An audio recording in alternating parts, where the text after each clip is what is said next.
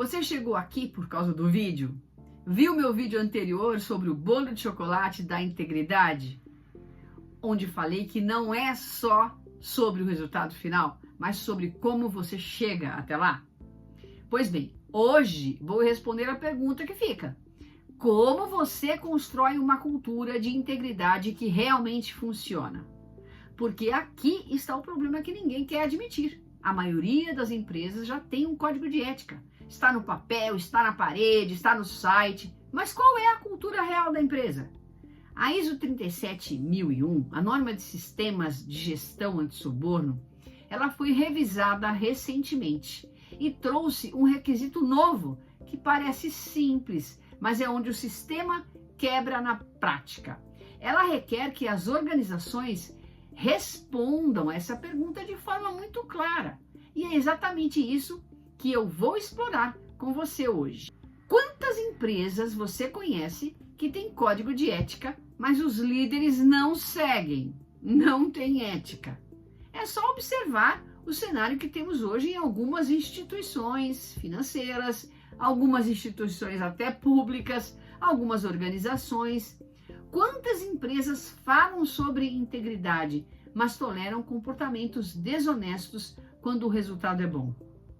Quantas empresas têm um departamento de compliance lutando sozinho, enquanto o restante da organização segue fazendo as coisas do jeito que sempre fez? Ou pior, o compliance é somente uma marionete, não tem autoridade nem poder para nada. Tá lá só para fazer um check in the box, sabe? Isso é muito comum. E sabe por quê? Porque a diferença entre cultura declarada e cultura vivida é abismal. A cultura declarada é aquela que você escreve no manual. A cultura vivida é aquela que você vê todos os dias nos comportamentos das pessoas. E quando essas duas não são a mesma coisa, a cultura vivida sempre vence. Sempre. Os colaboradores não acreditam no que está escrito. Eles acreditam no que veem os líderes fazendo.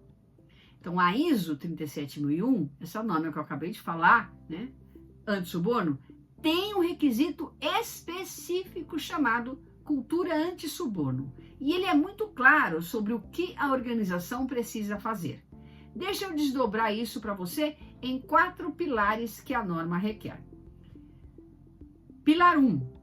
A organização deve desenvolver, manter e prover uma cultura anti-suborno. Não é passiva, não é deixar estar, é ativa, é movimento constante. Isso significa treinamentos regulares, comunicações frequentes, políticas atualizadas, canal de denúncia funcionando, é trabalho contínuo. Pilar 2. A norma requer que essa cultura seja visível, não escondida, não secreta. E é aqui onde a maioria das empresas falha. Porque visível significa que os líderes demonstram compromisso, publicamente, consistentemente. Não é o CEO fazendo um vídeo lá uma vez por ano. É o CEO, o diretor, o gerente, todos os dias, em todas as decisões, mostrando que integridade importa. Pilar 3. A norma fala em padrão comum de comportamento e conduta. Isso significa as regras são as mesmas para todos, sempre.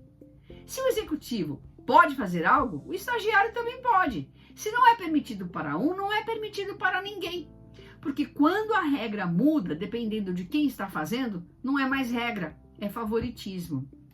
Pilar 4. E por fim, a norma requer que a cultura seja sustentada. Não é uma campanha de 3 meses, é estrutura permanente, porque cultura não muda em 90 dias. Cultura é construída ao longo de anos e pode ser destruída em dias se você não cuidar. Aqui está o ponto crítico. A norma é muito clara sobre a prestação de contas, a responsabilização. O órgão de governança, a alta direção e a gestão devem demonstrar um compromisso ativo, visível, consistente e sustentado. Não é só o departamento de compliance, não é só o departamento de RH, é a liderança. Porque se o líder não acredita, ninguém acredita. Se o líder tolera comportamentos desonestos, todos vão tolerar. Se o líder fala uma coisa e faz outra, todos vão fazer a mesma coisa. A norma também requer que a alta direção incentive comportamentos que apoiem a política anti-suborno, que previna e não tolere comportamentos que comprometam o sistema de gestão anti-suborno. Isso é muito específico. Não é só ter uma política, é ativamente incentivar quem faz certo e ativamente disciplinar e punir quem faz errado. E isso tem que ser visível, tem que ser conhecido, tem que ser consistente. Deixa eu dar alguns exemplos para isso ficar concreto. Uma empresa que tem cultura anti-suborno ativa não espera que um problema apareça para agir.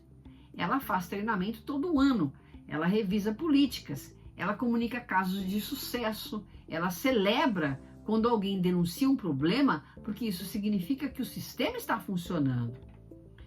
Outro exemplo, um CEO que tem cultura visível não fica na sala dele, ele vai para o chão de fábrica. Ele pergunta aos colaboradores, vocês sentem pressão para fazer algo desonesto?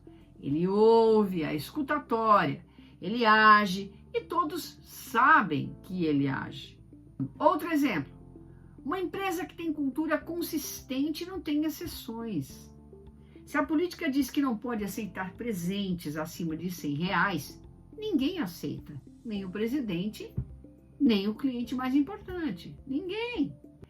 E para encerrar os exemplos, uma empresa que tem cultura sustentada não depende de uma pessoa. Se o CEO sai, a cultura continua, porque a cultura está nos processos, está nas políticas, está na forma como a organização funciona. Agora, deixa eu ser bem honesta com você. Implementar esses 4 pilares é muito difícil, porque significa que você vai ter que tomar decisões difíceis. Você vai ter que punir um cliente importante que ofereceu suborno. Você vai ter que demitir um executivo que trouxe muito resultado, mas agiu de forma desonesta. Você vai ter que comunicar publicamente que cometeu um erro. Essas decisões têm um custo, têm impacto financeiro, têm impacto político dentro da organização. E é por isso que muitas organizações não fazem. É mais fácil falar sobre integridade do que praticar. Mas aqui está o ponto. Organizações que têm uma cultura de integridade real não apenas cumprem a norma, cumprem a lei, elas ganham. Ganham em reputação, ganham em confiança dos clientes, ganham em retenção de talentos, ganham em estabilidade. Porque ninguém quer trabalhar em um lugar onde as regras mudam. Para um é uma coisa, para o outro é outra, um pode, outro não pode. O que é isso? Ninguém quer fazer negócio com uma empresa que você não confia. E quando uma crise vem, e sempre vem, uma empresa com cultura de integridade real consegue atravessar porque tem credibilidade, tem apoio, tem confiança.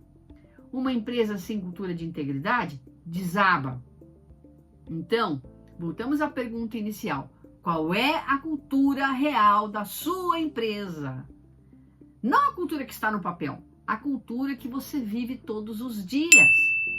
A ISO 37001 requer que você responda essa pergunta de forma clara e requer que você construa os 4 pilares: ativo, visível, consistente e sustentado. Isso não é fácil, mas é necessário, porque como falei no vídeo do bolo de chocolate, quem não assistiu, o card está aqui no canto superior, não é sobre o resultado final, é sobre como você chega até lá. E se você chegar com integridade, o bolo de chocolate é seu, de verdade. E você não deve nada a ninguém. Mas se você chegou usando atalhos, você vai ter que esconder a receita para sempre. E ninguém quer viver assim. Se você gostou desse vídeo, deixa um joinha. Se você quer entender mais sobre compliance, se inscreva aqui no canal que vem muito mais por aí. E comente aqui qual é o maior desafio que você vê na sua organização ou em organizações que você já trabalhou para construir uma cultura de integridade real? Eu leio todos os comentários e vou responder. Até o próximo vídeo.